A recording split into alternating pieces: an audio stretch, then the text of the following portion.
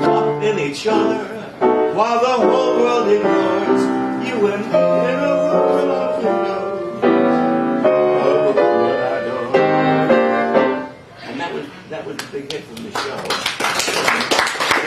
Although there were other tunes in it, they caught on a bit, like The Friendliest Thing Two People Can Do, which is about a favorite interest of mine. Then, oh yes, after Sammy, that same year, I had a hit when Frank Sinatra told me that later on, he told me that he had been driving through the desert from L.A. to Rancho Mirage, where he had one of his principal homes.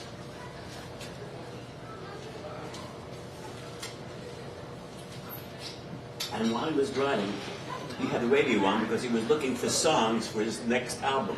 He always had a comeback. When he was 50 years old, he was celebrating a comeback at 50. And he called this album September of My Years.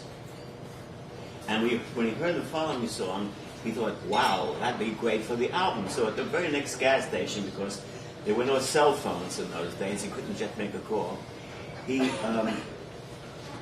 stopped off, went to a thing with the nickels and dimes, and he called Gordon Jenkins, who was one of his favorite orchestrators. And he knew that Gordy would be great for this because, as he said later on, he said, you see, I needed real schmaltzy arrangement with lots of reeds and strings. So I called Gordy because Gordy is so schmaltzy when he writes for strings that if he were Jewish, he'd be impossible. And he called Gordy and he told me exactly what was. Frank always told the orchestrators what he wanted. He was not an educated musician, but he had intellect, and he had a feeling for music like few others. To me, he was the greatest popular singer of all time. No contest. No Bing Crosby figures in there. That's how good this guy was. Anyway, this is a song that Frank turned into a hit. Oh, I had originally written this I was asked by a publisher, please can I overnight write a song for Bobby Shane of the Kingston Trio, who was going to be doing a solo on the Kingston Trio's next LP. Remember LPs? Yep. Before CD? I wrote this, and they did it the clip that I wrote it, which was kind of fast. Not Frank, he slowed it down.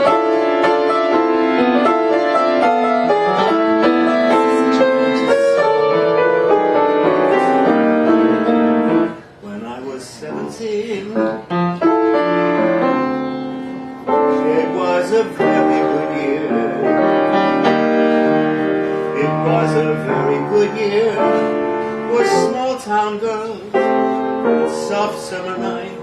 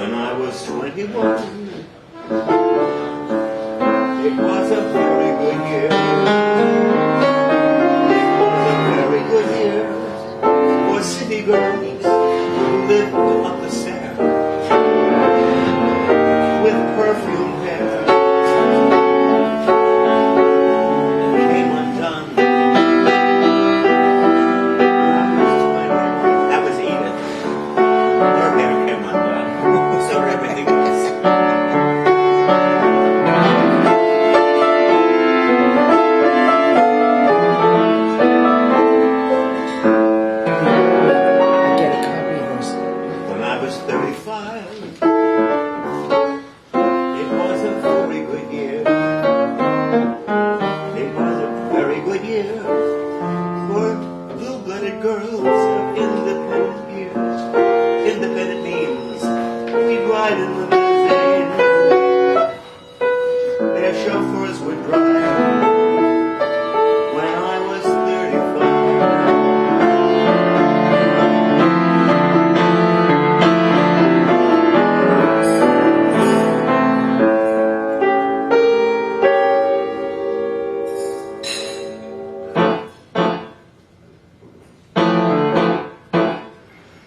but now the day is so short. I'm in the autumn of the year. Autumn I wouldn't mind, but late winter I do mind.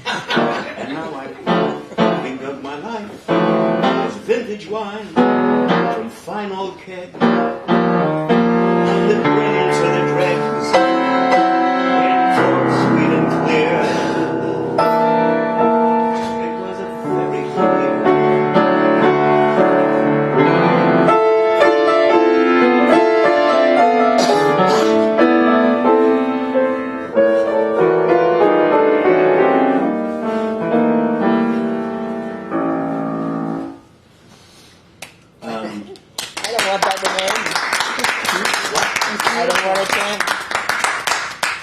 Then on the Jane Froman show, I worked for CBS on a musical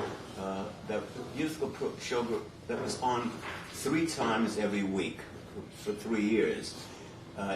Jane Froman was the star. It was originally called the USA Canteen, but then when she did as well as she did, they decided to call it the Jane Froman Show. It was already the season for that kind of thing. Jo Stafford had her own show. Dinah Shore had hers, very successful show. And so did we. And for Jane, Irving Mansfield, the producer, asked for a song that Jane could make popular.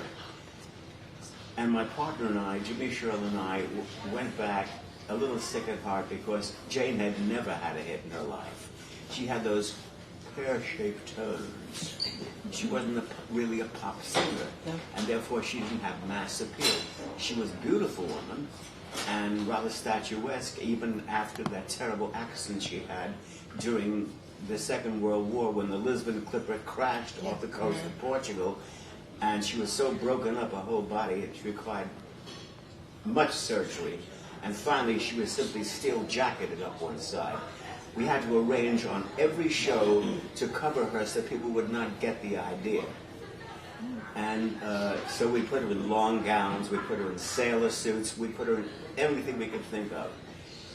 And when Irving Mansfield said, I'd like you to write a song that could make Jane popular over and above the show, as a singing, we said, Irving, she's not. He said, go ahead and do it. So Jimmy and I went back to our office, we sat there and we thought, well, the only chance we have with this girl is if we write her a song of faith. And that's what we did. And I must tell you that when we first brought the song into her, she listened to it, and I said, Jane, do you like it? She said, like it. She stammered uncontrollably, unless she had cue cards, or unless she was in the middle of the song. Really? Most stammerers do not stammer or stutter when they're singing. It's something crazy that happen that turns the whole brain around, and they sound as fine as anybody else. So I said, yeah, I love it. Play it again. So I sat down, I played it, and I sang it again. You stop. Look, goose flesh. And then she said that the first time. And then you still like, look, goose pimples on the top of the goose flesh. So I said, well, then you really like it, you're going to record it. Oh, no. Well, why wouldn't you record it? Because it's fine, it's special television material, but it's not commercial. I've never had a song that was more commercial than that song. It went like this. I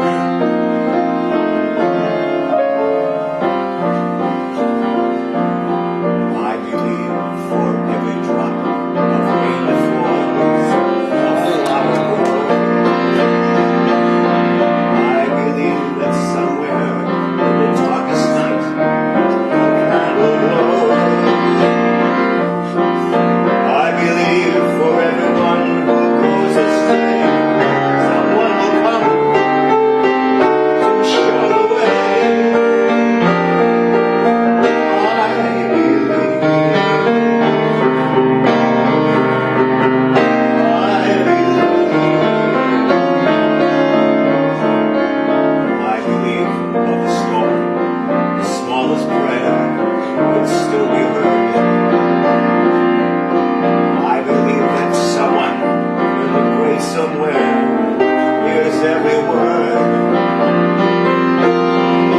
time I hear a newborn baby cry, or touch a leaf, or see the sky,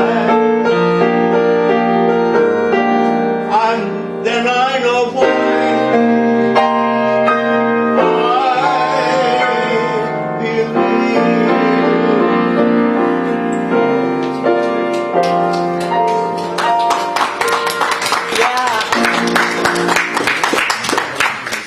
That's all for folks.